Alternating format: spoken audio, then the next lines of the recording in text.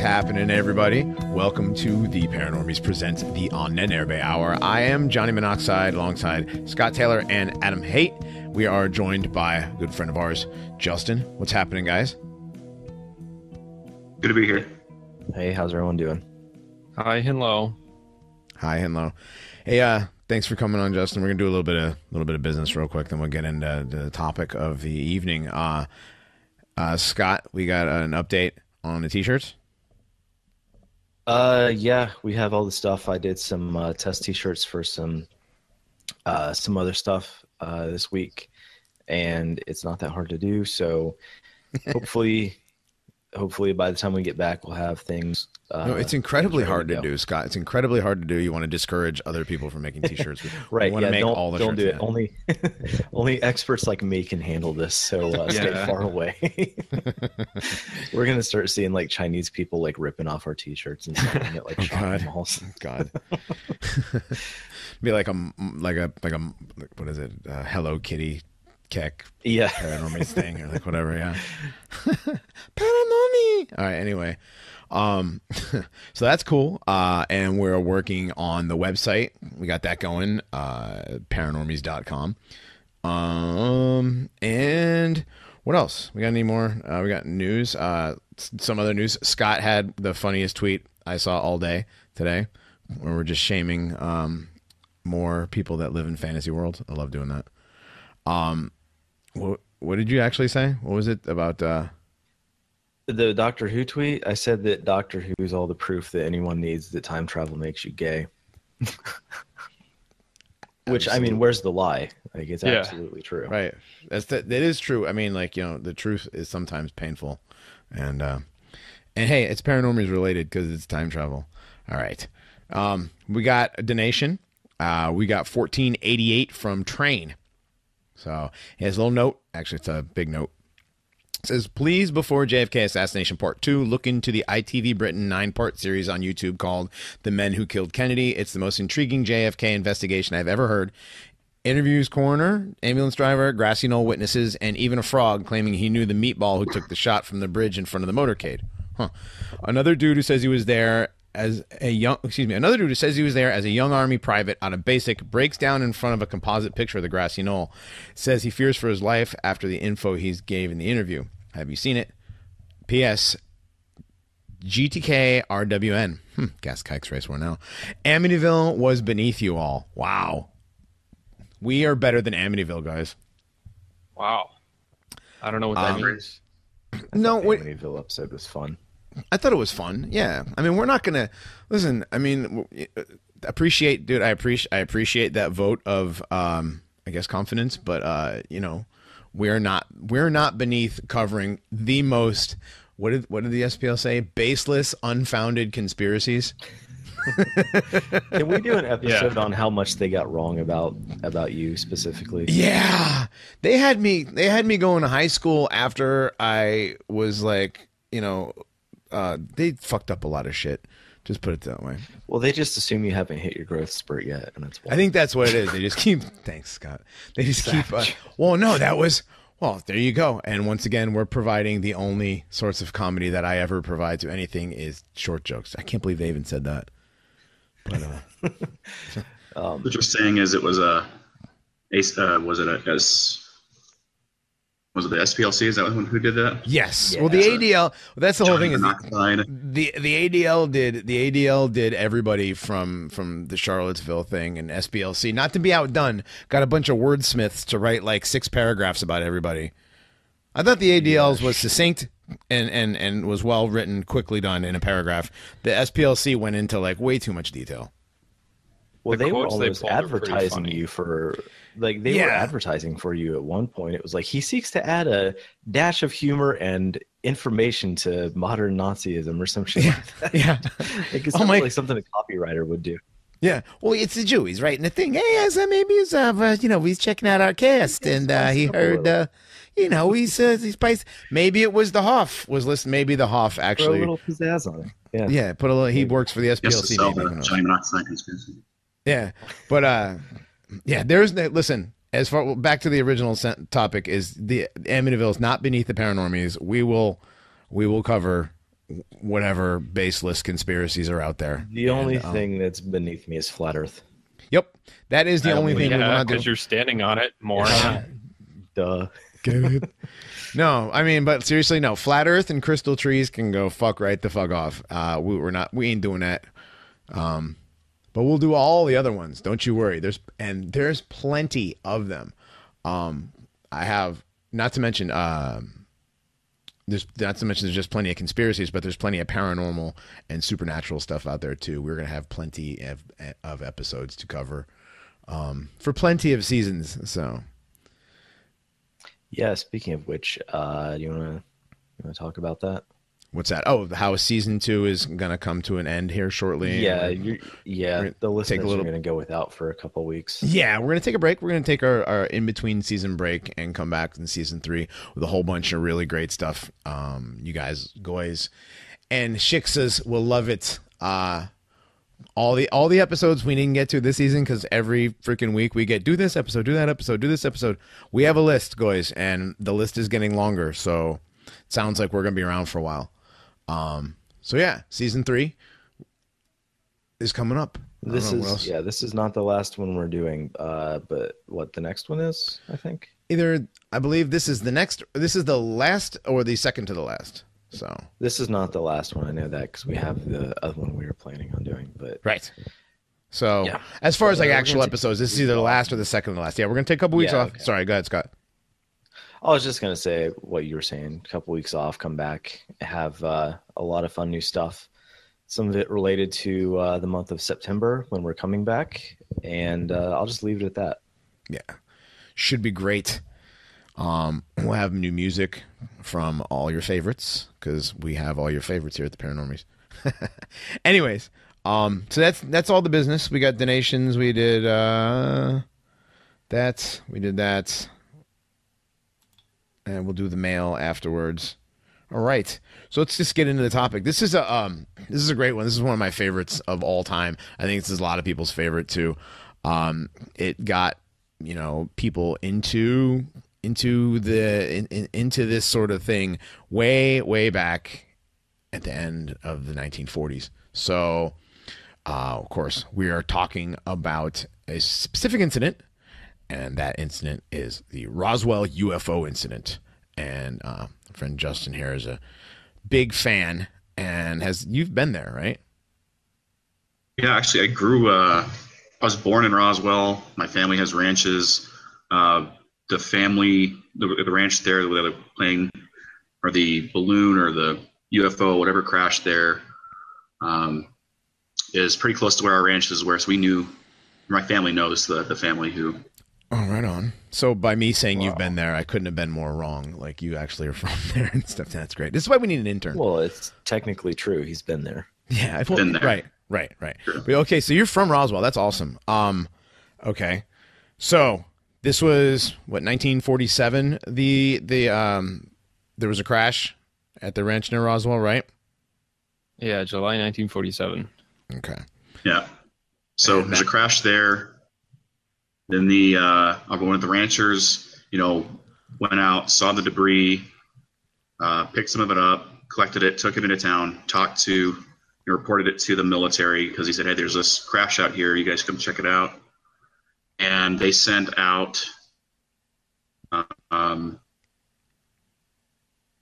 Jesse Marcel, who's an Army intel officer out of the Roswell Army Airfield or Walker Field. And, there's a lot of stuff that goes on around there, a lot of top secret stuff. White Sands is in the area. Mm-hmm. There's a lot of rocket testing. The first atomic bomb drop site is in New Mexico. So there's a lot of top secret classified stuff all the time. Sent him out there to investigate it. And then you get, the escalated, more people get out there, more military shows up. They start collecting all the stuff. That's where the story starts to diverge pretty quickly. Holy cow, it happened on my birthday. It happened the day before my birthday. My birthday was the day it was discovered. Not my actual birth date, but my birthday. So June 14th. That's amazing. Donald Trump's birthday. You said that a lot of people basically don't agree on anything other than that something crashed at Roswell. Do you should we go into kind of the different theories on that? Yeah, I mean, according to the official story, it was what was it? A Project Mogul balloon. That's it. Story over with. Army balloon crashed. Yeah. Nothing to see here. You know. I think that didn't they use that to monitor the atmosphere to check if Russia was conducting nuclear tests, I believe? That was one theory. There was another one that it was like recording devices they were trying to launch towards the eastern seaboard of Russia. So there's a couple different projects that it could have been, and the government hasn't really officially determined which one happened at that time, or which one it was part of. Because if it was just a weather balloon, why did they fly it out to Wright-Pat? Whoa. Right. Just a second. So they took whatever they found and they flew it to Wright-Patterson Air Force Base in Ohio. That's what I've heard. Huh. That's interesting because a lot of stuff goes to Wright-Patterson Air Force Base, if you guys remember. That's where the Giant of Kandahar went. That's where, what else was it? I'm missing another one. We've done 2 shows on things that happened with Wright-Patterson, and I can't recall the second one off the top of my head. I did not know that the debris went to Wright-Patterson from Roswell. That's yeah. Wow. That was what initially, when they're like, oh yeah, like one of the official stories that came out is actually the second official story was the weather balloon thing. They're like, well, then you wouldn't have taken it to Wright-Patterson. Doesn't make any sense. Right. That doesn't make that literally doesn't, because, well, according to Wikipedia, this is the most thoroughly debunked UFO claim. So, of course, according to Wikipedia. Right, according to Wikipedia. Is Snopes on there too? Let's see what Snopes says about it. I'm looking Snopes up right now. It's because no, I don't believe Snopes. I don't believe half of what Wikipedia says either. Yeah. So what was the first initial claim? You said the balloon story came later. Yeah, the first one actually, there's an actual press release put out by the Army Air Corps saying that a flying disc had been recovered. Yeah, they actually said it first. Yeah, exactly. That was the first one. And then that got retracted and said, no, it's just a weather balloon. So that was the Army's actual first one, was that it was a flying disc. So that's right there is already, it's something there. Yeah. It discounts the whole balloon story. Yeah, I'm looking at the article right now. Yeah, the Army Air Force today announced a flying disc had been found, and there's a line to that, Roswell, and is in possession of the Army. Lieutenant Warren Haidt, Public Information Officer of the Roswell Army Air Force. Yep, there you go, right there in the newspaper. It was inspected at the Roswell Army Airfield, and I can't read that word. Loaned by Major so-and-so to a higher headquarters. So they found it, they investigated it, and they loaned it to somebody else. That's the right. Army release in the newspaper. And then you say that they loans. Then yeah. Stop. We're not going to devolve into the JQ like we do on every episode. I don't think Roswell has anything to do with Jews. I'm just going to say that. No, I know. For the SPLC, this will be one JQ free. Okay, because I know somebody's Roswell, listening. More like Rosenwell. Yeah, that's right. There we go. There's that crass humor. All right. So, so the Army actually said it was a flying disc that crashed, and then it was retracted, or they released a different statement? They retracted it, and they said, basically, the higher up Army, after they figured out what was going on, said, oh, those guys who were investigating it originally didn't know what they were talking about. They just said they were dumb, which is, to me, that's not really that believable, because the guy that they sent out there, the Marcel guy, was like the Army intel officer in charge of security for all of the secret projects that were going on in White Sands and Roswell. So he knows what he's talking about. Like, he's been around all this stuff.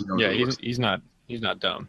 They're saying that this guy's dumb. I don't buy that. Okay. Historian Robert Goldberg. We got one. Oy vey. Yeah.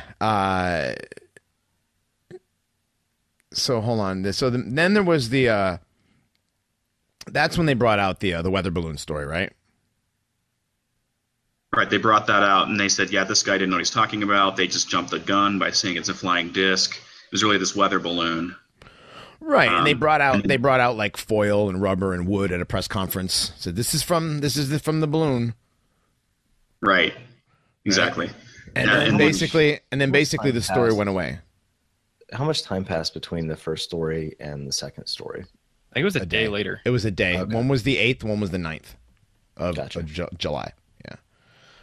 So the Army just came out, oh, yeah, no, it was actually this. And then they suppressed everything else. They told the press not to talk to anybody.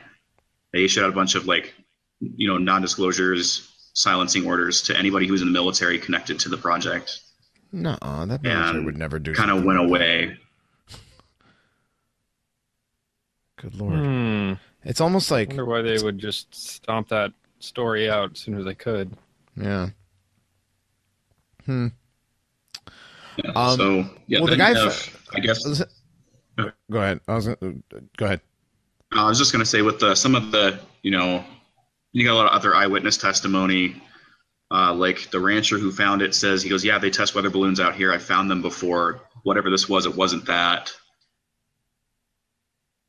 He also they coerced him later into giving a press conference and saying it was just a weather balloon. Like the Army escorted him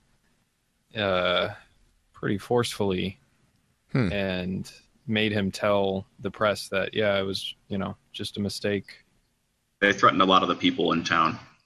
Really, another interesting story is Glenn Dennis, a mortician that was there. Do you know about this one, Justin? Yeah, I was going to say, if just the crash, all that, and then the Glenn Dennis story, that is the whole, the bigger take on it that kind of pushes it into, questionable crash to, alien territory. Yeah, because he got a call from the morgue at the Army base, and they were trying to get small hermetically sealed coffins, not like regular adult size ones. And they were asking about how they could preserve a body that had been exposed to the elements for a few days. And so he, he's curious about that. He went to the hospital and he saw big chunks of wreckage sticking out of the back of one of the ambulances. So he went in there and he knew a nurse that was working there, and he started talking to her when they kicked him out. The military police there forced him to leave.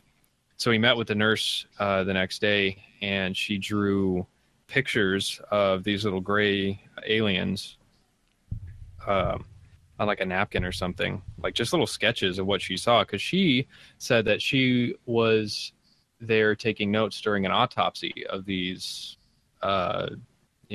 weird alien corpses, and then she disappeared. She got transferred to England. Just like that, huh?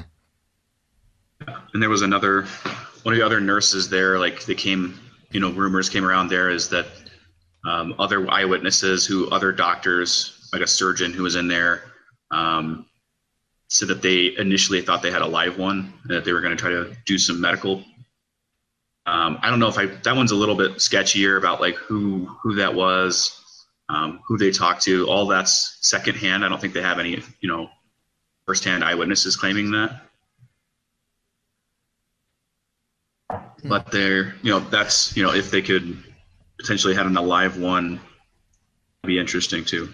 But right. Even actually, we forgot one thing, that before the incident, it was reported on the 8th and the 9th, but it was around the 25th. There was a pilot that reported, Kenneth Arnold. He reported seeing objects flying around Mount Rainier in Washington. And you're talking about June, right? June 25th? Yeah. And he went, they flew, they were saucer-like, and they flew in a formation like geese. And that's where people started picking up these stories of flying saucers. So Yeah, but like the dentist guy, I mean, he checks out. He really did work there. He worked in there's the Ballard Funeral Home in Roswell, still the biggest funeral home there. He worked for them. They had the contract with the Army, so at least all of the supporting information about that's accurate. He was who he says he was. He was in that position to do that. So. Now, it seems to me like there's enough people involved with Roswell who said there was actually something there to kind of throw doubt on it. I mean, it's not like it's just one guy who's crazy. You know, like there's multiple people who are military professionals or doctors or nurses. Like, I don't think all these people would be making something up. Yeah. And you get, even later you have people doing investigations into this, like well-reputed people. Like one guy was an Apollo 14 astronaut who was, talked to some of his buddies who are involved in this or who were involved in other programs that, confirmed some of this stuff. People who are military career, these high profile jobs, they're engineers, they're not crazy, and they're corroborating this stuff. It seems like a lot of separate people, people that don't have associations with each other, Yeah, it's not like three people on a camping trip see a UFO and they all swear that they saw the same thing. Like multiple people from multiple different locations, people who are at the crash site, people who are at the hospital, people who are at the Army airfield. There was some guy and his wife sitting on their front porch, Dan Wilmot, him and his wife. They said they figured it was about a 25-foot across disc. He actually reported that to the Roswell Daily Record on the 3rd of July. So he reported seeing those things. So there's reports of these things in the area all around. So, and like you said, it's not just like the same, three people in one area at one time, saying they saw the same thing. So, yeah, and that's I'm starting to doubt the balloon story myself. I don't know about you guys. Yeah, like you said, in the area, I mean, a lot of the stuff could have been, other military tests, rocket tests, or some of them were balloon tests. They were testing those out there, but. Right. The guy even said he'd recovered parts of the balloons before. You said that he recovered parts of the balloons before, then this was definitely not a balloon. Yeah, Matt Brazell, the ranch owner. And he described what he found. He said that he found it was the debris was like spread over, he said, close to 3/4 mile long, like strip, a few hundred feet wide. And there was like a trench, of destroyed soil from where it collided, and skid across the ground. And he said he found little bits of like very thin foil like metal that had a memory. You could crumple it up and it would just unfold back to the original shape that it had. And he described he found extremely light I-beams, like structures that look like I-beams that were pretty small, less than an inch, sort of in diameter, and they weren't very long, but they wouldn't. He couldn't bend them or break them. They weren't like earthly metals, and he described these like symbols that were all over them in a couple different colors. And Jesse Marcel, who was the Army officer who went and investigated this, he went to the ranch with Mac Brazil, the ranch owner. He took a whole bunch of it that he could fit in his staff car, as much as he could, back to base. But he also stopped by at his house and he showed his wife and kids. And his son, Jesse Marcel Jr., in 1990, they put him under hypnosis for memory, not retrieval, but you know what I'm saying, to get better memory, essentially. And he, described pretty much what Marcel Sr. talked about. the foil, the little I-beam structures, all these symbols. Well, I thought that Marcel's story was that it was that you couldn't bend it and you couldn't even dent it with a sledgehammer. Yeah, exactly. It was indestructible. The beams. Oh, the beams were indestructible? I thought he was talking about, he said the thin stuff, and you couldn't bend it, and they couldn't dent it with foil? a hammer. Yeah. I thought that was, you said you could crumple it up, and it would just go right back to what it was. Are you, I think there might be two separate objects that were recovered. Okay. Because I've read a few reports of the memory foil. Yeah. Oh, okay. This is his interview in '79 where Marcel said that the stuff wouldn't burn. It doesn't weigh anything. It's so thin. It's not any thicker than the tinfoil in a pack of cigarettes. It wouldn't bend. We even tried making a dent in it with a 16-pound sledgehammer, and there was still no dent in it. So that's his quote from an interview. Yes, there's sheets of that, and then there were the I-beam things, and then some of the. He just put it in his car. I mean, they didn't send like a recovery team to recover all of it. No, they did the next day. Okay. Yeah, so he brought that back, told his people. That's when they released the initial press release saying that there's a flying disc that crashed. Then the next day when they sent out all the things, like their higher up commander, General Ramey of the 8th Air Force, he was the one who changed the story of the weather balloon. And then the other crazy thing too, like if you think about, he released pictures of what was then claimed to be a top secret or test balloon, whatever it was, and he released pictures of it. Like that doesn't make any sense that you would take something that was top secret like that and put public photos out. Yeah. So it's clearly BS. Yeah. It's going to show you some. It's so secret. He didn't even know about it. But by then you'd think like someone else would have been there to do the recovery before anyone found out about it. No. Yeah. So. That sounds sounds pretty suspicious to me. Yeah, there's a lot. What did you say? You have lots of theories? Yeah, there's different theories, right? So I think the weather balloon thing's total BS. Spy balloon, it's still not very good. Something else crashed out there. If it was an alien craft, if you believe what Dennis had said and some of the other witnesses on that part, they're military experiment. If they did exaggerate some of the stuff, but it was some other kind of craft that the government was building.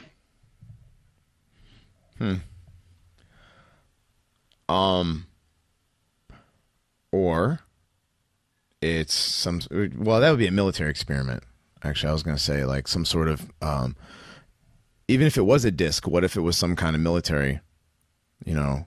I don't necessarily know about the stories of the little gray men either. So I like to believe it's aliens personally, but that's just me.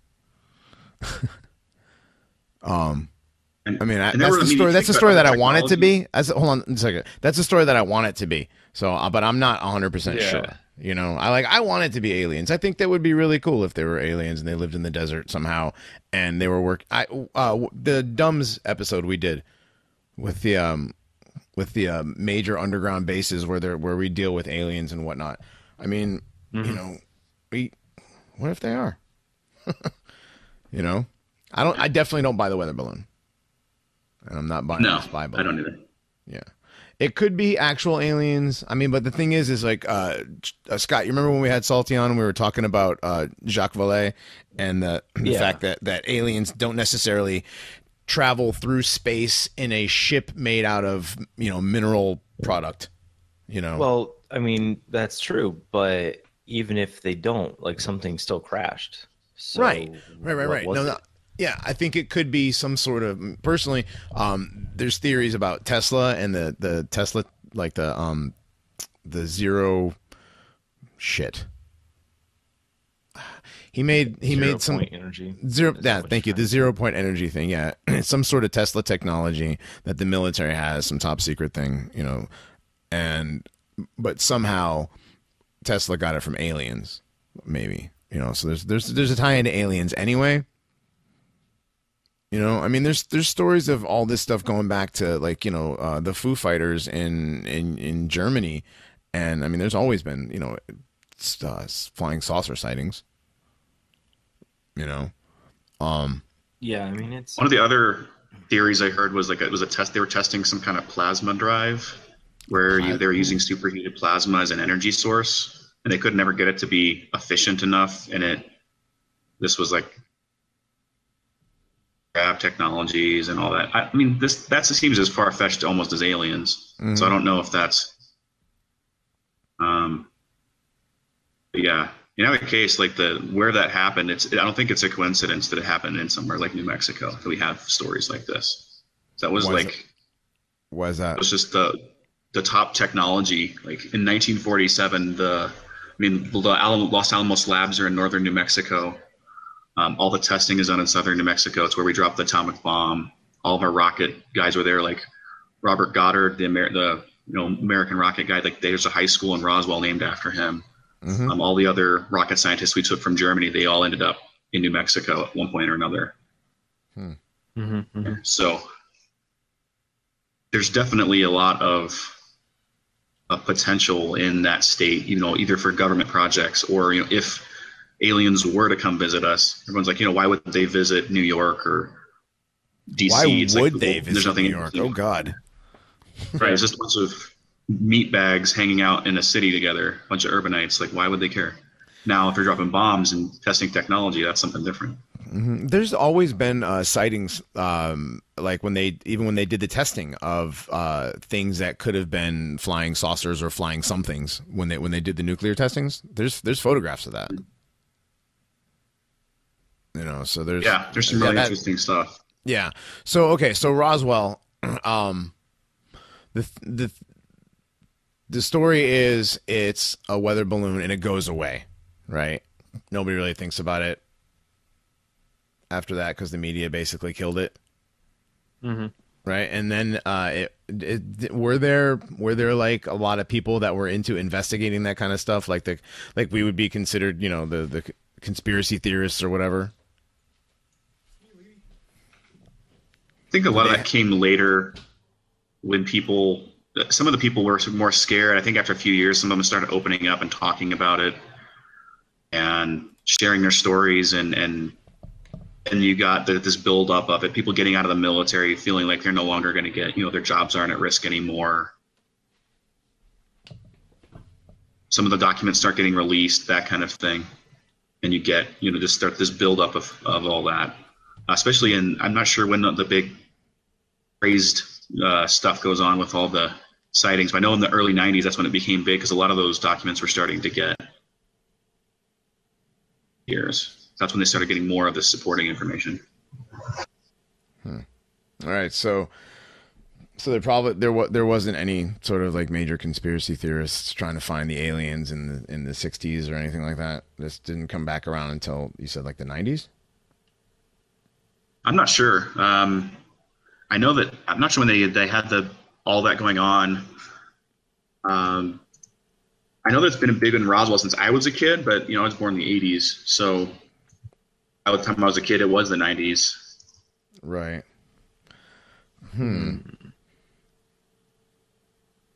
Because I know that everybody. Well, there's been the big. When did the alien craze really start? Well, the alien craze took off after Roswell, I think. Okay. I don't think that Roswell was like an underground thing that no one knew about until the 90s. Like, there was all sorts of alien stuff back in the 50s. Okay. Like movies and, things like that. But was that because of Roswell? I have to imagine at least a lot of it was. Yeah, I think there was another crash in 1961, another sighting where someone referenced the gray aliens, and then people kind of put that together with Roswell and like, oh yeah, that's what they're going to call it now. So kind of retroactively, they gave them the name the Greys. Similar people, say that, oh, it's similar to science fiction. Like H.G. Wells had a couple stories with aliens that were described kind of like the Greys. So that could have been playing on people's psyches. I'm looking here and I'm seeing the UFO Museum in Roswell opened. Let's see. were all. So I'm looking at the history of the museum itself in Roswell. It's kind of cool if you go to actually in Roswell proper. There's an alien museum down there. It has a lot of this information in there, all kinds of stuff. They have their own archives. And all of the lamps, like the street lamps in downtown Roswell, are little alien heads, which is it's kind of amusing. It's like a tourist trap type thing. But it looks like, so the information officer, public information officer, who released the first report that it was a flying saucer, along with Glenn Dennis and a couple other people in Roswell who had either witnessed the events or knew people who witnessed the events, got together and they opened it in. They started the organization in 91. They opened the actual museum itself in 1992. It became like a destination to go do this stuff. So it was early 90s when that came out. Okay. Because I mean, I've heard so many stories about what goes on in Roswell. There's a guy, I actually work with a guy who lived out that way, and he said that's Area 51, correct? Is where Roswell is? Area 51 is at least an official government story, because they actually admitted to Area 51 existing, or at least that's their story. Is it was Groom Lake, which is in Nevada, okay, or Utah. They're not very specific on where it was. And then I know other stories that it's a code name for this. Okay. Where they do this research and it moves around, but I don't know about that. So yeah, Roswell's more of a separate thing. Okay, so there's no actual government facilities out there at all, really. Well, actually, the government admitted that they had it, and it was in. They don't give it off like a exact location. They just basically said it's like out in the middle of the desert between Nevada and Utah.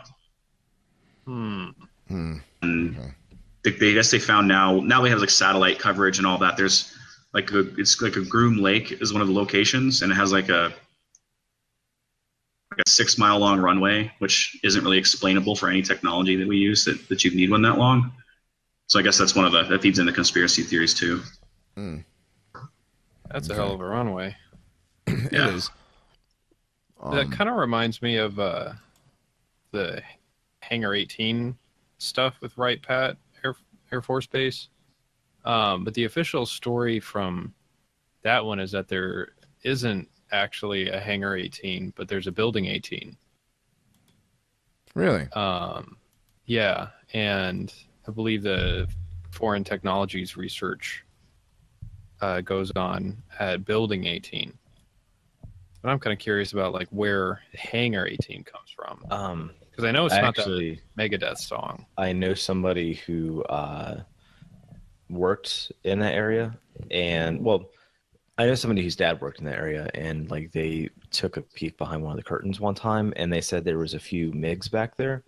So the whole idea of it being foreign aircraft or whatever makes sense to me. Yeah, because MiGs that's a Russian airplane, right? Yeah, it's Russian. Yeah. So basically, outdated. There are different ways that we get these aircraft. Like defectors is one way. Another way is Russia will sell it to a third party, say, I don't know, Uganda, and we basically buy the plane off of them for twice what they bought it for. So it makes sense to me that there would be MiGs and who knows what in Hangar 18 or Building 18, whatever you want to call it. Yeah, well, they even have at Wright-Pat, they have the Project Sign. It grew out of Project Blue Book and Project Grudge. There were 2 intelligence investigations of unidentified flying objects out of Wright-Patterson. So they had a UFO studies anyways there. So they're kind of known for that. So Wright-Patterson, yeah, it's Hangar 18 at Wright-Patterson, Adam. Hello? It is actually Hangar 18. It's not Building 18. It's a hangar at Wright-Patterson Air Force Base purported to contain UFO technology. So that's a conspiracy theory. It's Hangar 18. That's where they got I guess that's from the song. And Yngwie even did a song called Hangar 18 Area 51. So I guess it's Hangar 18. Did we lose Adam? Yngwie sucks. I don't know. I just want to say that Yngwie sucks. No, the diminished scale is amazing, and so is E minor. But there are other music out there. Sweeps. Yeah, shit. Yeah, I never got into Yngwie, even way back in the day when he was popular. Anyhow, was he popular? Well, with that in the 80s and that type. I was still young, so. But anyway, so yeah, Wright-Patterson is known to have a bunch of Air Force bases. Okay, so this isn't just, I guess you guys want to just go all over and talk about like these supposed alien military things, because kind of Roswell is. We might as well. I mean, yeah, it's related. Yeah, there's So Roswell is where basically where it all began. In the United States. The first high profile one. Yeah. Okay. So then we have crashes in the 60s, right? You said in that same area? That was in a different area. Let me see if I can find that. Okay. Piece again, where that came from. Yeah, the one that coined the term for the gray aliens. Hey, we're going to get so much shit for not knowing this stuff. You know that? We're going to get so much shit for not knowing this stuff. It was the Barney and Betty Hill abduction. They claim they were abducted by grays. Oh, wow. Tell me about that. I'm not as familiar with this one. Somebody kind of like see this one, but yeah, they said that they were abducted by them. They could hear them in their heads, which is, I guess, something that also was reported secondhand from Roswell. I don't know if that's been like retconned or what, but and that was one of the ones that really set off this whole abduction thing, wasn't it? Because before Barney and Betty Hill, I don't think there were too many actual abductions per se. Right. This was like the first. Now, this was the first big alien abduction one, whereas Roswell was like the first big, UFO. Didn't they also say that the aliens were for like some star system or something that kind of started that whole thing? Like, oh, these aliens from the Pleiades kidnapped me as well. Yeah, it was like Zeta Reticula. Yeah, that's what it is. It's some star system. Yeah, so I don't know how true their story is, but I know that was one of the ones that really kind of set it off. And it seems like after that, the whole abduction thing really took off, because that was in 61. And then, I mean, from the 60s into the 70s, you had, films like Close Encounters of the Third Kind, and this stuff kind of became a part of like public consciousness, or however you want to call it. And that was in New Hampshire, but I guess there are multiple sightings also in that area from third party, like other sources. Theirs was just the most popularized. I mean, I don't know. I feel like with some of that, LSD came out. I don't know when that came out, but in the 60s, the late 60s. Well, LSD was invented in, I think, 1943 or something but there was. That, but yeah, I don't think it was anything got popular. Yeah. We should do an episode about how the CIA was behind a lot of that. The LSD movement? Oh, yeah. We could do that and get into... Like Ken Kesey and all them. Mm-hmm. Like, weren't they all basically... And the Merry Tricksters, yeah. All running around with CIA agents and acid. And like Jim Morrison's dad being a Navy admiral. Yeah, I was just going to get to that with the Canyon. Is it Glen Canyon? Oh, no, it's not Glen Canyon. Where all those hippies hung out with like Charles Manson and all that? Yeah. No, not with Charles Manson. Was Charles Manson in that neighborhood too? But there was a Navy or an Army intelligence base that was in that neighborhood anyways. And it's weird because Jim Morrison's dad is an intelligence officer. Other people's families are related to people in the intelligence community in the military. That'd be another great show, actually. We can talk about how they got LSD out to everybody and started the entire hippie movement. Yeah. Yeah. You don't think that the MK Ultra project? Mm-hmm. Some of that's been released now, but not all of it, because it went on through the 70s. Mm-hmm. The CIA mind control, they used LSD and all kinds of other hallucinogens to try to. Oh yeah. All right, we're already jumping in. Going on, but, we're already jumping into that episode. Let's stop. The shit posting. So all right, so we're back to the people were abducted in New Hampshire. Right. Okay. Yeah, they were some real shit libs. I just looked them up. You ready for this? Yeah, go ahead. Barney was employed by the United States Postal Service while Betty was a social worker. Active in the local Unitarian congregation, the Hills were also members of the NAACP and community leaders, and Barney sat on a local board of the United States Commission of Civil Rights. They were an interracial couple at a time when it was particularly uncommon in the United States. Barney was African American and Betty was white. So yeah, bunch of shit libs. Wow. They should have done like that movie about the interracial couples about these two. The fucking alien should have kept them is what should have happened. Instead of sending them back, why couldn't they do the cattle? Well, that's probably why they sent them back. Like, oh, what the fuck is this? What is this shit? Right. We got the wrong ones, guys. Send them back. Yeah. Oops. So, did they describe their abduction and like what happened and whatever? Yeah. Apparently, they began having like some dreams after this abduction supposedly happened. They reported all this to the Air Force to talk about their UFO encounter. They had some like incidences of like missing time and stuff. And yeah, they did hypnosis as well, I believe. I think you can find the transcripts of that online or something. So yeah, they both got hypnotized. And yeah, they described all these aliens approaching them, and it's actually kind of creepy stuff, honestly. Like they were driving in the woods, like they pulled off the road and drove into the woods to get away from this UFO. And they were on like a dirt road, and they saw like 6 men just standing there in the dirt road. The car stalled. 3 of the men approached the car, and yeah, that's basically when they got hypnotized, or not hypnotized, but abducted rather. They were taken onto a craft, and you know, they were in their vehicle when this happened. They were like taken out of their vehicle. Okay, and, so they stopped, or the vehicle, like, how did they? The vehicle stalled out. Okay. Like the car stopped on its own. Huh.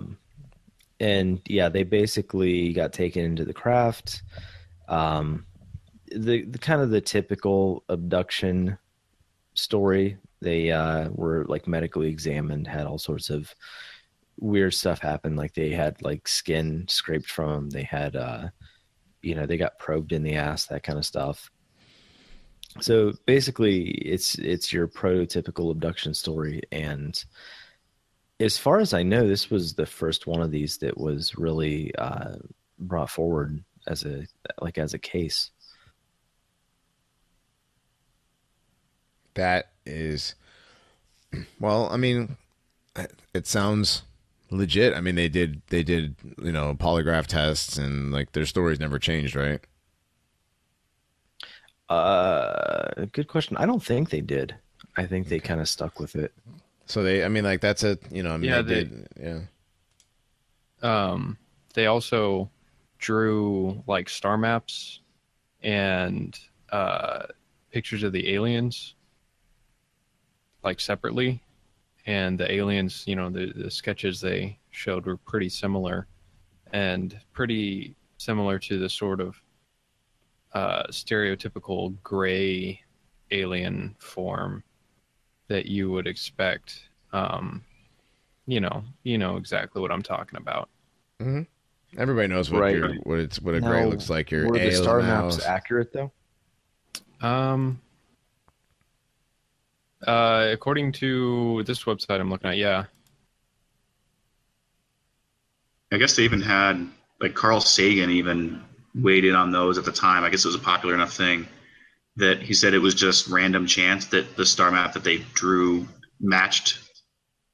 And that, you could fit it in enough places. There are enough stars that you could make it fit if it needed to. I guess that's been, other people have argued against that, saying that the specific size, like what size the stars were in the sky versus. Carl Sagan's also kind of a like fedora. Yeah, kind of.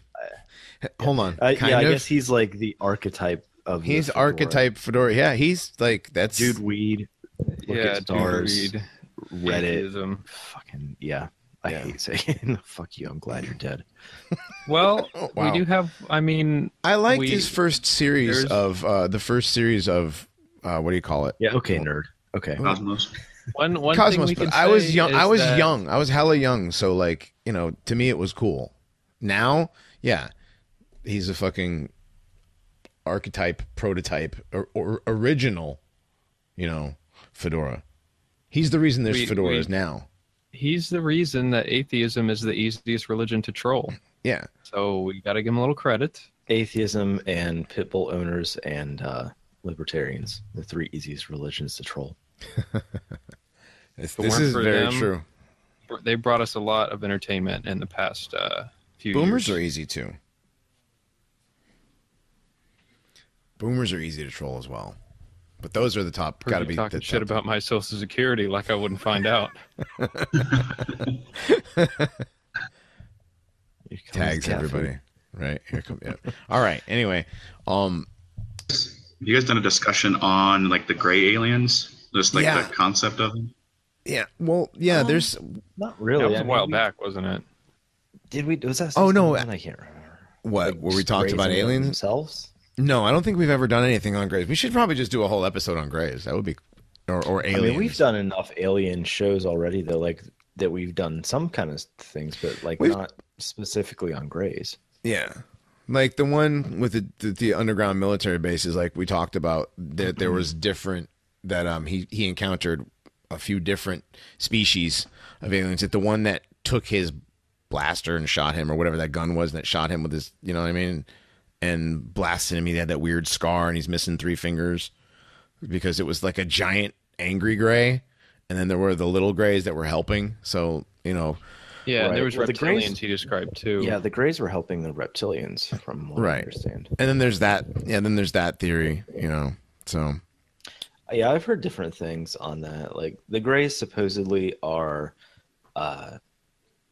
like they don't really have as much of a consciousness of their own.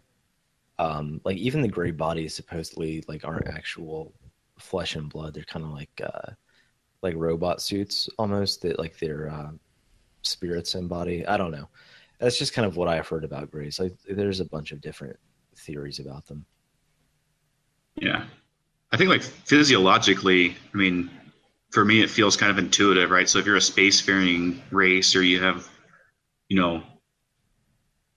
you're actually going to go to space in some kind of body, how would that evolve, or how would you, use, genetic engineering to design that? You'd have a big head because you'd have a, a large brain. Big brain. Yeah. Big brained. And you have a small body that's efficient. You don't need any bigger ears. You don't need a bigger mouth. You don't need bigger limbs, like, because you want to be minimized as much as possible to, consume less resources. Right. Basically just a vehicle for a brain. Really hardy to the various like radiation that you'll be exposed to. Right. So all the stuff that you would need like on Earth to protect you, like, body hair or good hearing to, hear muscles to lift things or do it, like none of that really applies to like a space form people. Yeah, that's true. I mean, ears are basically useless in space, aren't they? Yeah. Especially if they have these like telepathic ability to communicate. Mm-hmm. Yeah, they always do. They always seem to have some sort of means of, anybody who's ever quote unquote encountered aliens has always said that, yeah, I heard things, or they told me things, but they weren't speaking, but they were talking to me in my head. There's always that. So, Well, are we hitting the first hour? We're pretty close. We're pretty close. All right. We are. You guys want to take a break? All right. Yeah, let's take a break and regroup and Come We'll back do that. with email. We got a new song from Grayfield. We're gonna play it for you, and we'll be back.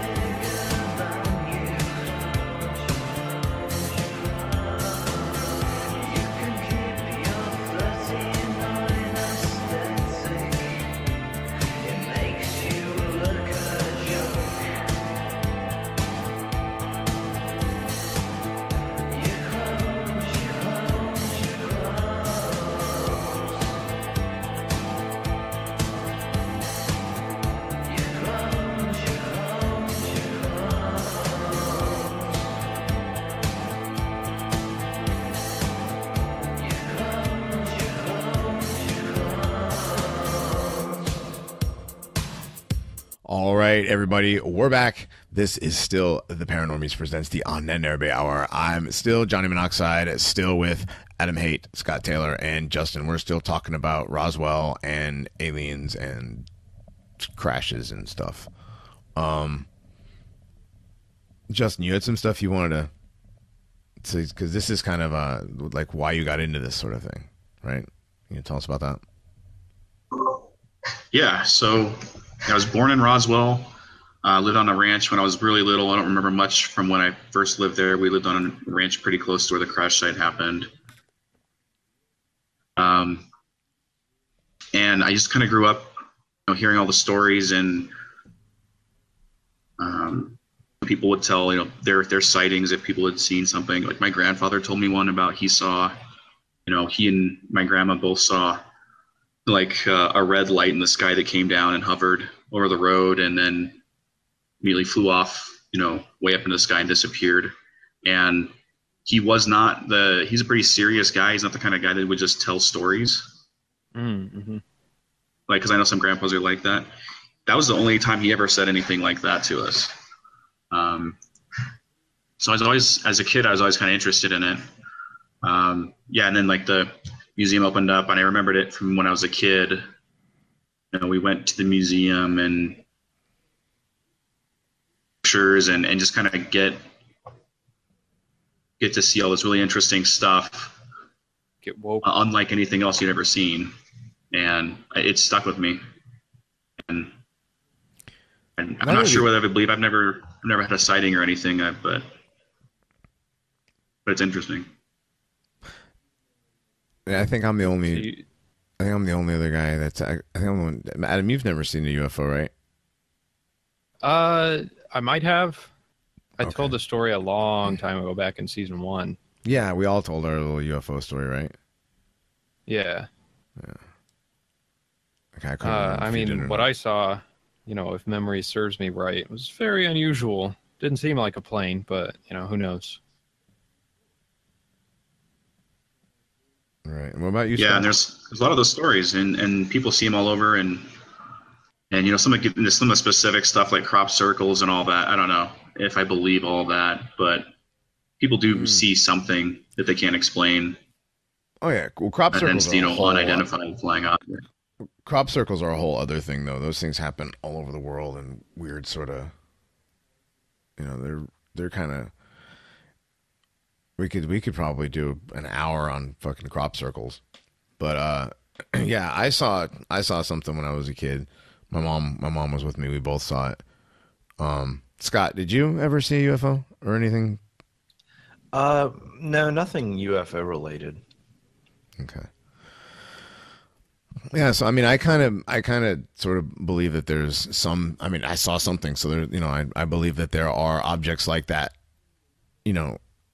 out there. Now whether they're military or they're alien, I kind of go with the more of the military, like black budget stuff we're not supposed to know about, or some advanced shit that they're that the military doesn't even know about. It could be some sort of Yes, that's like Occam's razor, right? It's more likely that we're doing it, and it's just something we don't know about. Then it's like a friend of mine's dad. He worked at White Sands up until a couple of years ago, but he did a black box projects. He worked with a couple defense contractors with Boeing, with some others, and some of the projects they worked on. He didn't talk a whole lot about them. We got him liquored up good one Christmas though, and he started talking about how one of the projects they're working on is like making planes like literally invisible. We've heard a couple other stories, like failed projects that they tried to do different things like anti-gravity or other experiments that just never worked right. Did they failed? Yeah, those. Did they do any time travel? I don't know about any gayness or not, but.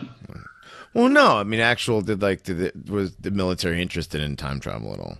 Did you know? Nothing he didn't talk about. I'm sure that they've done something. I mean, they've got all kinds of projects. And all kinds of fags now. Exactly. Coincidence? Where there coincidence? Those are time travels. Time travel's a real thing, apparently. Maybe that's why the military is the way it is, because we have time travel machines. It's just making the military gay. Right. But anyways, no. So you got him liquored up, and he told you some of the stories about some of the stuff he did. Anything really stick out, like military secret type stuff? He put me on to a couple things, a couple of the ideas, because we'd been talking about talking about like UFOs or whatever, and he's like, I'll tell you guys someday, and he didn't talk about it until then. But that's where I first heard the theory of like this, like a plasma type drive that they actually did in a disc shape. Oh, really? Another engine, like a plasma-based engine, and they couldn't get it to work right, and it kept melting down or exploding. So I don't know if that was the Roswell thing or if that's some other project. They put me on a couple stuff that just looks like paranormal, what you normally think of as like kind of crazy conspiracy theories. Like, yeah, most of this is all complete crap as far as I know, but some of it, is pretty close to stuff that we've done or tried to do. So I've always kind of been curious about, how much of that really is the stuff that we've done, our government, our military. Yeah, you were mentioning something about the French and Chinese governments during the break. Yeah, so French and Chinese have released some documents. The Chinese, I don't think it's been an official release, but a couple of their officials who are in those positions, talked about that they've tried to contact other people. One guy claimed for sure that there were aliens and that they've been in contact with them. All their files. They just did basically like a WikiLeaks dump of all their files, and so we just want to get it out there. Yeah, so there's a lot of stories there, a lot of sightings, and because they have all the information now, they've been able to kind of cross-reference stuff and think could be something, or which ones are people saw, like a meteor or something like that may have thought was a UFO. Or so there's some government response to a lot of the claims that have been, people are asking for these files to be released, FOIA requests. You can make them on any individual incident as long as it's outside of its classification period. The UK, I guess, has a pretty extensive program to monitor and track all this stuff. They have pretty good record keeping. It's not open for people to look at, but they are keeping the records at least. So who knows? I mean, there could be a next set of information that comes out. We may find something interesting. Yeah, I mean, yeah, I sure hope so. It's amazing. Like FOIA just itself is pretty. I mean, you wouldn't see that kind of thing get passed these days, I feel like. No, I don't think we would. Was it Nixon that made FOIA? Yeah. It might. I don't know off the top of my head. I think it was a 70s thing. Hi, Adele with the show. Sorry. Oops. Let me see. The FOIA was, I think it was Nixon. I'm looking it up now. But yeah, you can get. It was Johnson in 66. Was it Johnson? Okay, so, there you go. Really, Johnson passed that? Earlier than I thought. That doesn't sound like anything he would do. He was not a very nice person. Don't really like Lyndon B. Johnson. Here's one. All right. I was going to say, here's one out of China that I was looking at earlier. In Hangzhou, China, in 2010, their airport had to shut down because of a UFO. Like, they weren't sure what it was, so they shut everything down. They diverted flights. So, I mean, there's still stuff going on today. It's not just, these aren't just old stories from like the 60s that no one can corroborate. Right. What was the one in Arizona where the governor had to apologize for making fun of somebody or something for that? It was like a giant triangle, the size of a football field, flew over somewhere in Arizona. Was that Tucson? I think the Tucson Triangle or something like that. I don't know the city. I know what you're talking about. I don't remember the actual city that it was. Well,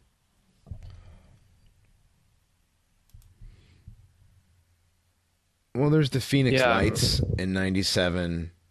No, is it? That might have been it. I know that it was something to do with, like hundreds of people saw this triangle, didn't they? And then like the mayor got on and like, it was like the mayor or the governor like got on TV and basically like made fun of them or something. Yeah, he had a person in a mask and like an ALMAO mask. Yeah, it was like a press conference, wasn't it? Mm-hmm. Yeah, and he was he had the guy wear an alien mask. He's like, he brought him out. Symington. He had a guy dressed in it. Yeah, it was because of the Phoenix. It was because of the Phoenix lights, I guess, or whatever. He had the guy put on a mask and come out and whatever. Yeah. So they were a big V shape. So no one cared about that guy till that happened. Well, they still don't even care about him. But they were a big triangle V shape, and it moved across the sky. Like they thought it was a military training thing, I guess, but apparently they still don't know. So yeah, in 2010, there's a report released from France called the Progress Report of the Sigma/3AF Commission from the Aeronautical and Astronomical Association of France. And they'd established a commission on unidentified aerial phenomena back in 2008. And they concluded that, UFOs there's definitely a lot of strange things flying in the sky that nobody really knows what they are, and they don't rule out the possibility of being from somewhere that isn't Earth, basically. So, this isn't just like a bunch of weirdos. Yeah, it sounds like an official document, kind of, right? Yeah, it's a work in progress. It's not like it's like something that they continuously update, Yeah. What's that called? The 3AF? Yeah. Okay. That's the document the organization itself. But the U.S. seems to be pretty intent on covering up this sort of thing, although I'm not sure that they've actually denied that UFOs exist. They just sort of say whenever it happens, like, oh, it was a weather balloon or this or that. Well, it seems partially like it's that, and it also seems like their strategy is to not so much hide it in plain sight, but kind of discredit it via social proofing, make fun of whoever believes in UFOs. Yeah. Right. So I think that I think that's more their strategy than having Men in Black come to your house and rough you up or whatever. Yeah, the Men in Black, they just flashy thingy you. They give you the flashy thing, and then you don't remember. Well, I mean, if we want to get an actual Men in Black, but I think the U.S. government probably has more of a strategy of discrediting you by making you look like an idiot than trying to forcefully get rid of you.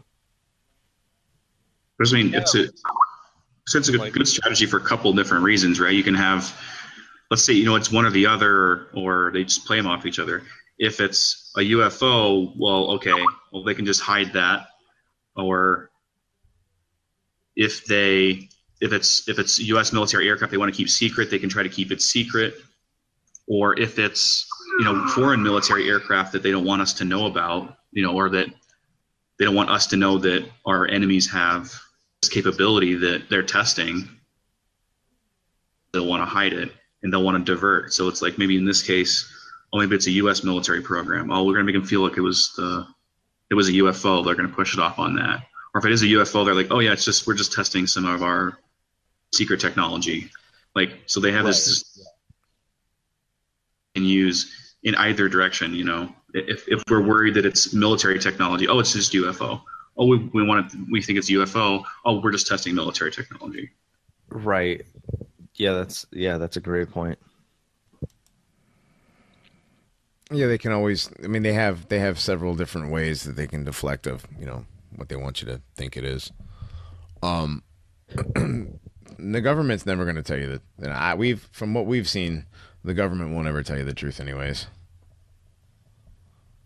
Yeah, that's pretty much the best. Why would they? Why would they? Yeah. Why would they? Yeah. Why would they? Yeah. Because that's the problem with things like Roswell, right? You'll have these government officials come out and deny it, but what else would they possibly say? Like they'll have a general or something come out and say like, "Oh, this speculation is unfounded," or this or that, and it's like, well, they would say that whether it was or not. It would be kind of funny if one of these times, like, yeah, it's real. You just say, yeah, fuck it, why not? They just can't. Yeah. They won't. I mean, they won't come out and tell you what it is regardless. Like, even if it is like a military project, if they came out and said, yes, it's a U.S. military project, like, why can't they just tell people the truth regardless of what it is, So I think, that comes back to what I was saying, especially the United States. I'm going to use the United States specifically because we're supposed to be like the number one most powerful government. We're world police. So if it's either aliens or if it's foreign technology, they don't want us to know about it because then it's going to make the U.S. look weak. And if it is U.S. technology, they want us to know about it because they don't want to know they don't want to lose their advantage. Mm-hmm. So that's kind of how, I feel like the U.S. is kind of government's backed into a corner, like as they function. Of course, they're going to lie about it. They have every reason to lie about it and no reason to tell the truth. Whereas, France or even China, the UK, they're second string countries. They can release whatever. It doesn't matter. And the only reason they wouldn't is because they don't want to tick us off, we're their ally. So they may have some agreements there. Yeah. But, not just, as I say, not to discount like natural phenomena like ball lightning, which was reported for forever. There's stories going back, forever, and no one believed it until, like the 60s and 70s when they started doing experiments with, the advanced, electronic experiments, those kinds of things. They can actually replicate it. They don't know how it happens in nature, and it's not that observable. Like we haven't observed it happen that many times, and we still don't know how it works, but we know it exists at least. Yeah, yeah, basically the conclusion you could draw is that like whatever it was is probably not well understood. Like either it's foreign or like extraterrestrial. They're never gonna say what it really is. Right. Unless they know what it is and they feel comfortable releasing it. Even look at scientists. They have all these theories about this, what happened then, where this comes from, and they can't just say, I don't know, because they feel like it makes them look stupid. So no one can say why we don't know what it was. That just makes you look weak, and people don't like that. People don't like the government not to know. They want them to know everything. I think it takes care of them.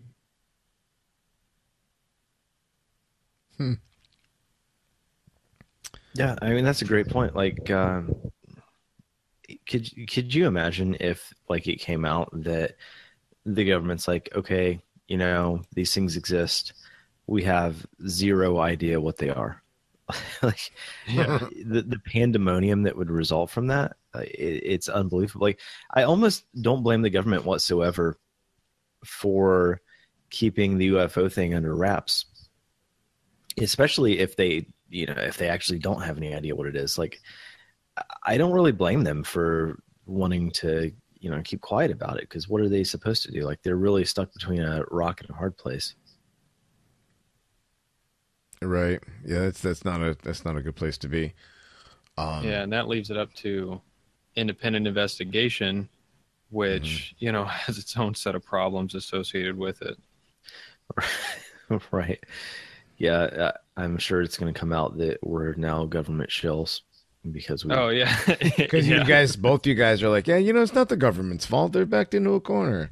I get where they're coming from. Is all I get where they're coming from. Sure, I'd lie if I was the government. I'm not saying it's right. But not saying it's right. Yeah. Oh. Yeah. Yes, I'm not saying it's the right thing to do, but I do the same thing. I'd totally lie about it. I see why they do it. Like you said, it doesn't make it right. but it's what happens From a rational actor perspective. It makes perfect sense. Mm-hmm. You have to. Well, you have to if you want to keep order. If you want to keep order in a country, especially a country of this size, you couldn't have 300. Right. How many million we have here freaking out over aliens? Well, the church is ready. The Catholic Church is ready. They've already said that they're not. The Pope say that the Pope said they're not subject to original sin, and he'll probably wash their feet. So, do they have feet? Like he did the refugees. Yeah, I mean, if we had an alien invasion tomorrow, of aliens actually trying to kill us, you would still have people saying, "Oh, not all aliens." I 100% believe that. From the bottom of my heart, I believe that people would still be like, "Oh, we just don't know where they're coming from." Gray lives matter. We got to make that a T-shirt now. Yeah. Oh yeah. No, it's to make a Gray Lives Matter shirt. Yep. There we go. We got another shirt. Yeah, there's another shirt idea, guys. There you go. But no, you're probably right. You're probably right. I know an alien who is so nice. You guys can't talk like that. My friend. You guys just want to understand how Zeepliak is. You just don't get it. Exactly. So, do you guys want to do a real quick, re-evaluate? Because I think in one of the early episodes we talked about whether or not we believed in aliens or not. And do you want to just, do a little update now that we've done, the Dumbs episode and now this one? Sure. Why not? I'll go first. Yes. Solid yes. Just unqualified yes. Well, I mean, if they exist or they don't, I don't think you can really qualify. Do aliens exist? I guess you could. Yeah, I do. I believe it. Well, okay. First off, let me say that I absolutely 100% beyond the shadow of a doubt believe in aliens in the sense of, is there bacteria on Titan or, something like that? Then yeah, I believe in aliens completely. If there's life on Earth and the universe is infinite, then it's a mathematical certainty that there's life elsewhere in the universe. Now, if you want to get into can the life fly in spaceships, can it reach Earth? I think there's a lot more room for speculation there. But if we're talking about, do I believe that biological life exists outside of Earth? Then yeah, I do. Okay, so how far are you willing to take that?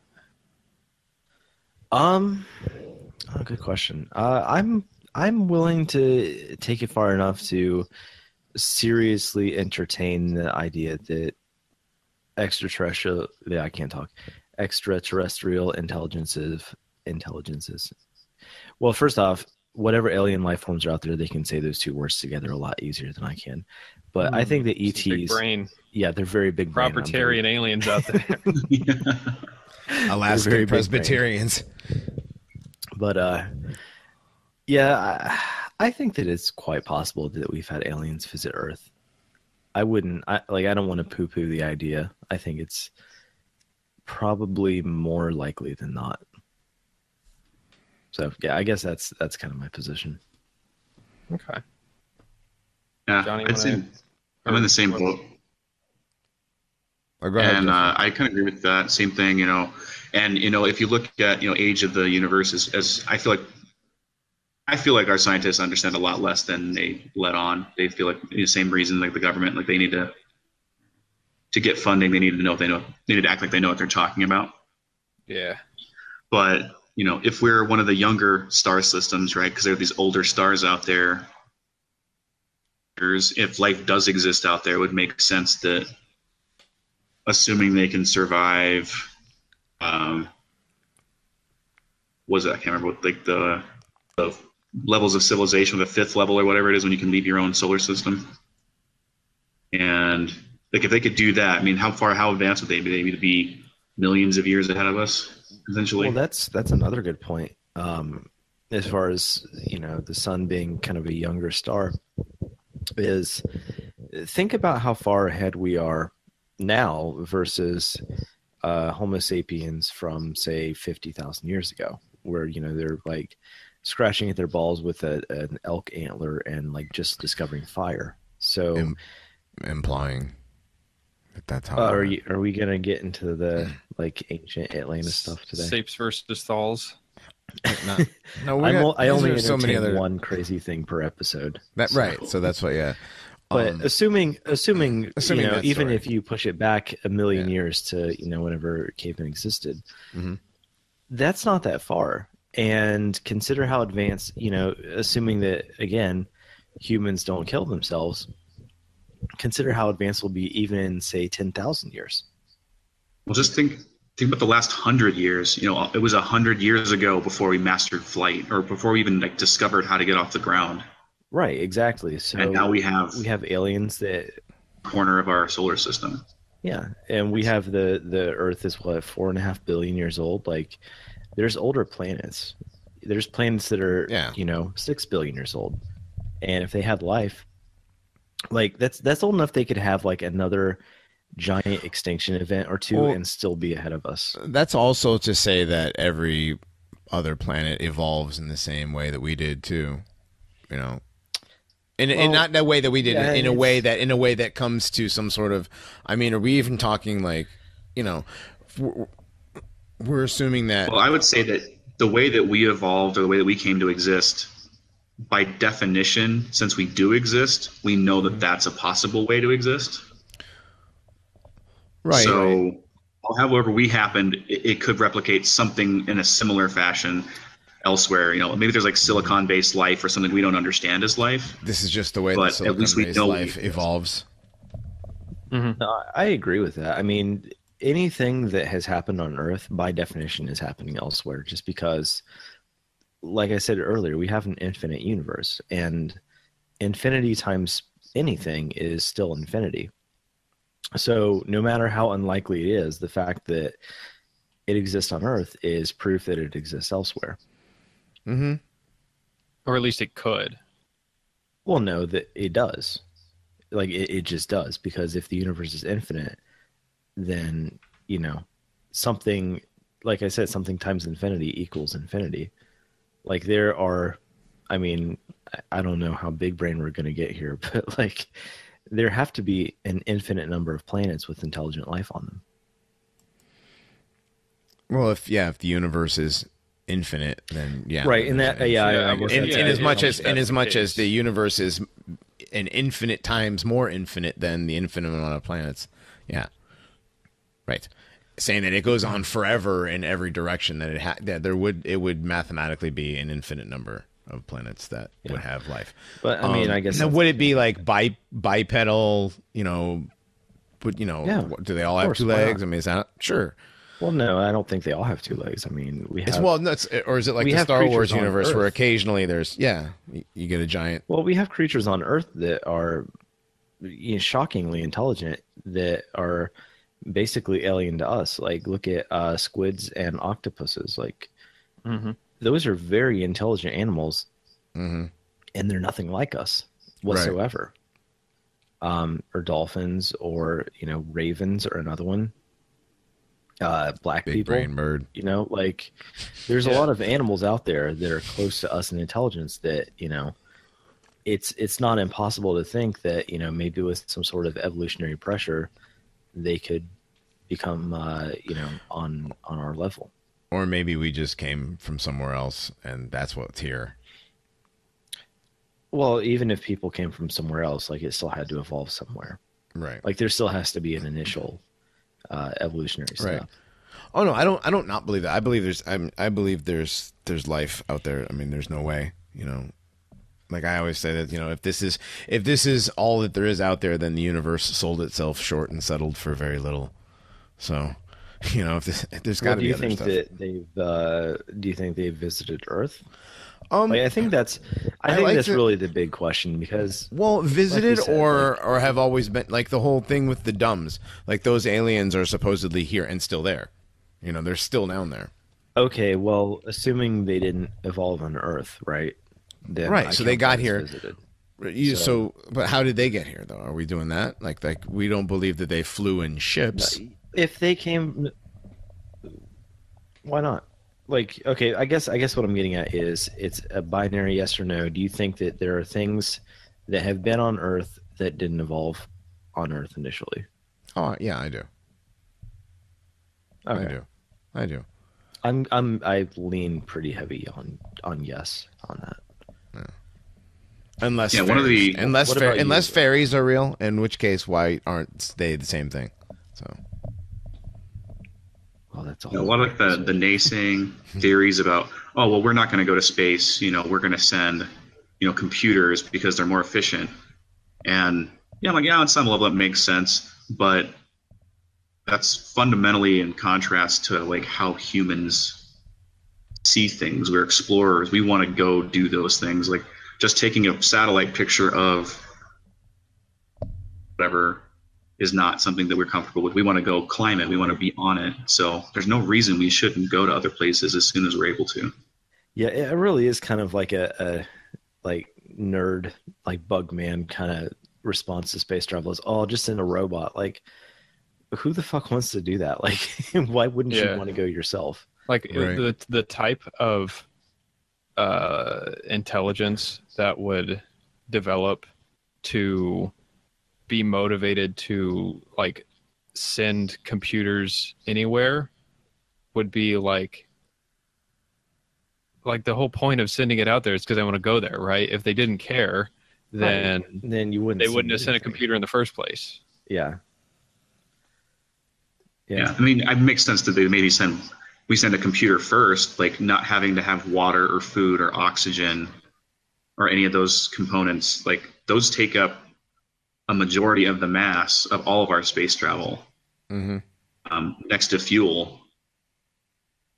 Mm-hmm. Yeah, you can get something there more efficiently, but at a certain point, like it's not about efficiency. Like why would we efficiently want to map the universe for no reason other than just to see it? Like, because we want to go there. Like that's going to draw us out there. Adam, I don't think you answered the alien question, did you? Not yet. Oh, and I would say, kind of a circle jerk, but yeah, do I believe in extraterrestrial intelligence? Yes, just in terms of a probabilistic argument. And have they visited here? I think there's like too many stories of people talking about, visitors for me not to think that there's, some kind of credence to it. But what I'm really curious about is, why? And I think kind of the obvious answer as well, like if you were exploring, like if you found another intelligent species, like of course you're going to go. It'd be like you beeline over there. Butt. You want to get up in? You got to get in there. Yeah, you got to get in there and start probing butts. Why else would you? Start the probing, right? Right. But then of course that makes me think like, all right, well, who else have they visited? Right. Right, because what's the chances that we're the only other ones they've found? I mean, it's possible on a finite timeline, because if we assume that these aren't creatures outside of, time, like a Sasquatch or something, which is a totally different case anyway. I'm really curious, like who else have they visited? Like what else have they found out there? Why aren't they more forward? Yeah, that's something I've never actually thought about, is the idea that the aliens visiting us are also visiting other planets. But like, it makes so much sense when you say it. Like, yeah, of course they would be. Like, there's nothing special about Earth, I don't think. Wait a minute. I mean, you don't have like any. There's nothing special about it. What do you mean? You're here, like, right? Oh, I'm not that special. I mean, and you're I'm saying if you don't feel like I no, appreciate that, you John, feel but- like you feel the way about your country, right? Why wouldn't you feel that way about your planet? Like, No, I mean, from a third party biological sense, I don't think there's probably anything special about the Earth. I don't know. Maybe we got like really nice butts that need probing or something. I don't know. Yeah. why is it always the butts that get probed? Because are aliens gay Warm. too? I don't know. Maybe they had to time travel to all. get here. Does space travel make you gay? No. No, You can that's travel not through that. space. Did we just discover the Paranormies' second law of nature? Number one is Space time travel makes you also gay. makes you gay. That's the first one, of course. Yeah. Yes, space And travel the second one is also makes you gay. Also makes you gay. Yeah. I don't know. I mean, every story I've heard, not every story, but a good percentage of them involve probing. So Maybe aliens are just like assholes. or maybe they just like South assholes. Park. I don't know. Yeah. Park theory. They just screw with us because it's fun. Like they're just playing with ants. Right. There's I that. don't think I don't think you could necessarily immediately rule that out. No. That they're You know, not just people- fucking with people. You know, people I like think they fuck probably with are. insects and stuff. Yeah, like I really do think aliens are probably just fucking with people. Or Because- fairies. if Figuring out they're how to fairies. dick. Well, okay, think about the kind of intelligence that would get into space. Like it's probably some sort of predator, right? Yeah, predators are the most intelligent species. Yeah. Like prey just, sits there with its dumb fucking cow face and its big bug cow eyes and looks all around it with its two stupid eyes and then gets eaten. Like that's its entire job, is just Idiots. eat grass and then die and like maybe have some babies. Predators actually require some sort of intelligence usually to hunt or whatever, and humans are predators too. I mean, make no mistake about it, vegans aside, Yeah. human beings Well, are also those aren't predators. human. No, vegans aren't human. That's also Right. true. Right. I don't know. To me, it would make sense that whatever gets into space is probably very xenophobic, very predatorial, stuff like that. So I guess from that perspective, it's not that insane to think that they, like to probe people's butts for shits and giggles just because they think it's funny. Well, now that you bring up xenophobic predators, I think that bodes really well for galactic Lebensraum. Right. Yeah. It kind of actually unironically does. I think whatever's in space probably is some sort of fascist kind of creature. All the Nazis escaped from a launch pad in Argentina. Oh, I like They all got away. I doubt it. I doubt it's real, but I like to do the whole "we was" thing Yeah. sometimes. Like they're on the other side of the moon or whatever, just waiting for us to put up enough like identity Europa stickers onto lamp posters. Hey, come on, stop And it. they'll come back. No, I like them. That's what Yeah. they're doing. Good work. They are. We're waiting. I actually do like them. Well, I'm IE, so Oh shit. yeah. Well, shit. I don't like them anymore. Dr. De La Boot, I'm IE. Yeah. Right. Yeah. I don't necessarily think that they're fucking with people. I don't know. Maybe they're just dicks. I don't know.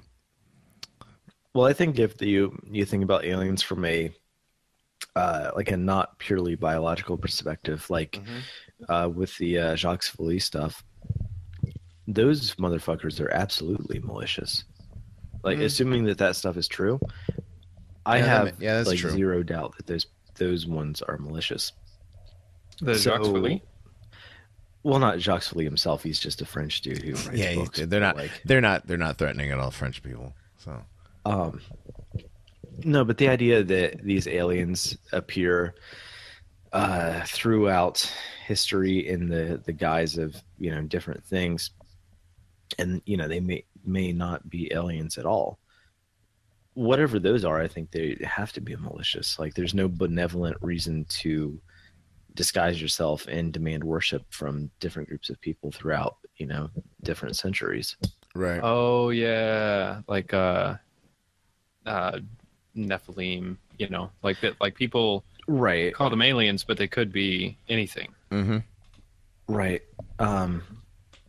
So either you believe the biological theory, which I think probably implies that whatever aliens are, they're predators, in which case I don't think you'd want to meet them.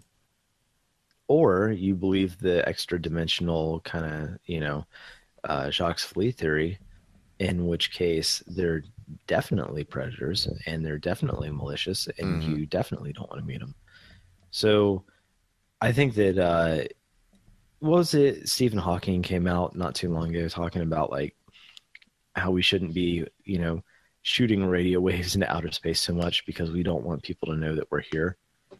I actually do think that was a pretty criticism of like the SETI stuff and all those, let's send all these messages to aliens and see what happens. Like, I think that's a bad idea personally. You think so? I don't know. I was going to counter signal that, but yeah. So counter signal that a little bit. Like we said, if they are predators and they're not nice, totally get that. But at the same time, let's say in nature we can go be assholes. We can go shoot it, screw with ants, or even just think of just shooting animals or farming cows. Like, we're just exerting our will over them. We don't just annihilate other people. We don't just annihilate other species for no reason. Like, we do inadvertently by hunting them down. But I don't think that, as long as they didn't consider us a threat to them, which we wouldn't be, annihilate us. And if you look at, the hubris of humans, if you want to project that upon other, we regularly abilities of lesser beings to do us harm, and up until the point where they're actually doing us real harm. So they may just ignore us or screw with us like toys until the point where we're pretty close to them.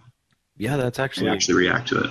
That is actually a good point. I hadn't considered that before. Okay, so here's the plan. We're going to take a bunch of Jews and shoot them into space. They'll go subvert those people's culture until they become welcoming to outsiders. And then we go plunder the alien civilizations on their dime. Here's the problem with that. We shoot a bunch of fucking Jews into outer space, the aliens are going to wipe us all out. Because you're like, stop sending these fucking Jews into space. We don't want them. Oh, shit. Yeah, we'd weaponize the Jew. Right. No, that is actually a really good point, though. I hadn't considered that. I mean, people like take care of species and, have conservation efforts, no matter how good or bad we might be at actually conserving other species. That is a good point. I hadn't thought of that. I think maybe it's even something as simple as, there's like some intergalactic casino and they're betting on whether we're going to nuke each other and destroy our whole planet. Right. Or that fucking South Park episode where they're like all space Jews and like Earth is a big reality show. Yeah. Yeah, and they end up doing drugs and having like weird alien gay sex. Yeah, see, further proof that space travel makes you gay. Right? It just keeps piling. The evidence just keeps piling up. Do we know any astronauts that have kids? Oh my god. No, not a single. That's true. Not a single one of the Apollo astronauts has children. They're all well-known homosexuals. Every last one of them. Stop it. I don't know. Nah, yeah. No, it's true that every last one of them is an avowed homosexual. I don't know why you're telling me to stop. All right. Buzz Aldrin's gonna write in like he's gonna punch me in the face. Have you seen that video of Buzz Aldrin punching that dude? Yeah. The guy who doesn't believe that we landed on the moon. Some guy denying the moon landing, wasn't it? We should have Buzz Aldrin on so he can punch John and Adam in the face, and then I can remain unscathed because I believe in the moon landing. No, we're not going to get punched in the face. I don't want to. He's going to have to go a long way to get both of us. So that's true. Well, isn't he old now? He's old. Yeah, he's very old. Well, he went to. Was it him that went to Antarctica and had to be flown back? He went on some trip to Antarctica. Yeah, a couple Buzz years Aldrin, ago. right? That weird. Yeah. I think it was. Yeah. I don't know. Yeah, he said he was sick or had the flu or something. Or whatever, but yeah, he got. Yeah, but like that whole thing was a weird. That was a weird trip. Like, why was he going? Why was Buzz Aldrin going to Antarctica? Because aliens. I don't know. Didn't like John Kerry go down there too, and like some other people? I don't know. John Kerry went down there right after Trump got elected. Yeah, that's a really, an interesting take on, why haven't the aliens been more forward or whatever? Like, well, there's a lot of places on Earth that are basically no one knows what is there. Yeah. Right. Antarctica, the ocean, like the entire ocean. Right. The entire ocean is large, and we don't know anything about much of it. Yeah. Or the deep jungle in the Congo or South America. We don't know really what's in there either. Right. There's only so much you can get with satellites, too. Yeah. I mean, satellites can't see under the water, can they? Like, right.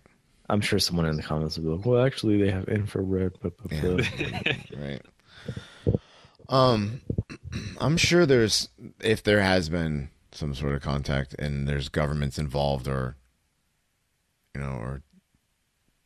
they're not going to tell us. They're not going to tell anybody. We're never going to find out from them anyway. Yeah. It's just us making dumb speculations on a podcast. That's as close as we're going to get. Well, that's all they really want people to be able to do. Which you can, like why is that, right? There's nothing in Antarctica. We want us to be able to make speculation. No, I mean, I don't know. I don't know why they would want us to. Maybe just to keep from actually finding out what the truth is. I don't know. Like, none of us can actually go down to Antarctica and go do an expedition, and actually nobody can anymore. Actually, we can if we get enough donations. So, yeah, cough it up.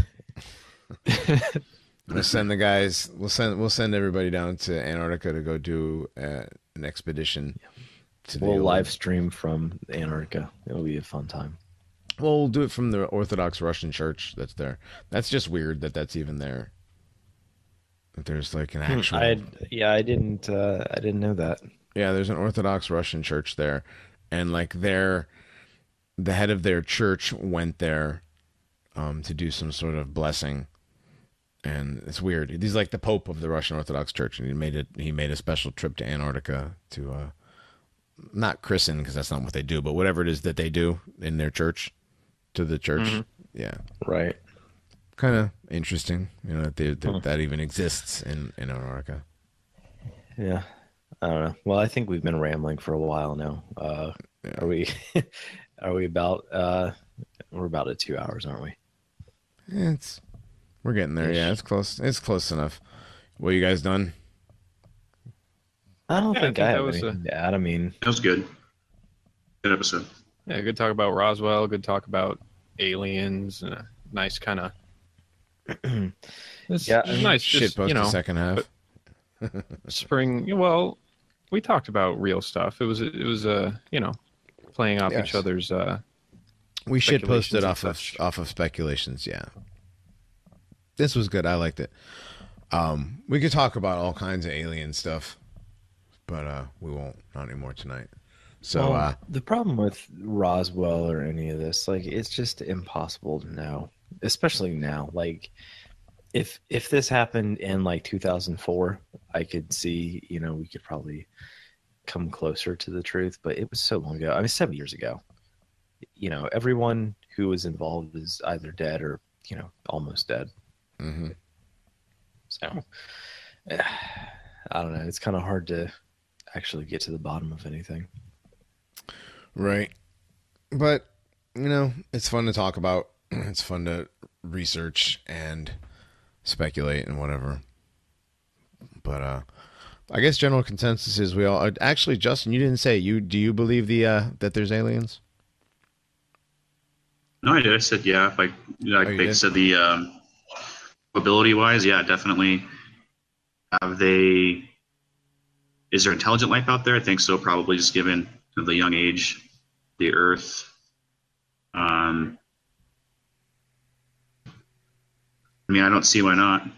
So I don't know if at Roswell, I don't know if I believe that was necessarily aliens, but if there's any story that demonstrates that more than Roswell, I mean, I haven't heard of another one. I think the documentation there is pretty good that, something happened there. Mm-hmm. The balloon, maybe it was our test technology, but them taking out all the wright-pattersons, like, why would they do that if they knew what it was and it was something local that they were working on? So it was something foreign, and they definitely didn't have any, idea what it was. Probably wasn't Russian, because we would have found out when Russia collapsed, like what they were working on, if it was anything like that. Oh, that's true. Yeah, I'm open to it. Right on. All right. Well, that's 4 for 4. We all believe in aliens, extraterrestrials, or intelligent life from other planets here on the Paranormies. All right.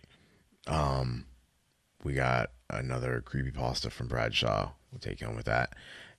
Johnny Monoxide, for Adam Haidt, Scott Taylor, and Justin. It's been the Paranormies presents the Ahnenerbe Hour. We'll talk to you later. I needed to kill the monster. Space travel makes you gay too. The 45 in my hand felt heavy. I could feel it tugging at my wrist, begging me to put it down. The decision I was about to make was an impossible one, for I would wish my predicament on not even my worst of enemies. My wife stood to my right, tears streaming down her face. She was exactly as she had always been, only now her makeup was running. Her dripping nose and sniffling was causing her to muddle her words. I love you. I love you. Please stop. Don't do this, please. Oh God. My son. My only son. Fresh out of college, ready to become a man, was on my left. His tone was markedly different. Dad, fucking listen to me. That is not your fucking wife. Shoot it. I'm your fucking flesh and blood. Mom is already dead and you know it. So do I. Kill it. Kill it, please. He started sobbing at the mention of his mother, barely managing to get out the rest of his plea. I carefully looked them both in their eyes, looking for a tell or a slip up to justify the decision. I couldn't find one. I shot my wife between the eyes, and her neck jerked back. Her whole body slumped to the floor.